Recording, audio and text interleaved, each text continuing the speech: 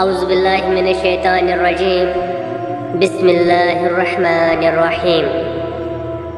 आज मेरा मौजू है फातिमा सलामुल्लाहि तआला अलैहा राज़ी तो खुदा राज़ी, फातिमा सलामुल्लाहि तआला अलैहा नाराज़ तो खुदा नाराज़।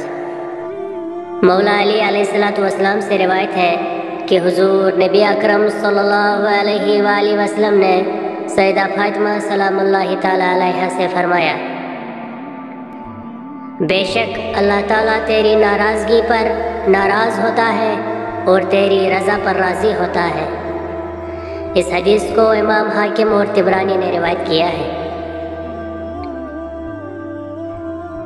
ताजदार कायनात सल्लल्लाहु अलैहि वसल्लम का इरशाद गिरामी है कि ए फातिमा सलामुल्लाहि तआला अलैहा, अल्लाह तबारक व तआला तेरी खुशी को देखकर खुश हो जाता है और तेरी नाराज़गी को देखकर नाराज़ हो जाता है। फातिमा सलामुल्लाहि तआला अलैहा खुश होती है तो खुदा खुश होता है। फातिमा सलामुल्लाहि तआला अलैहा नाराज़ होती है तो खुदा भी इस तरफ से चेहरा फेर लेता है।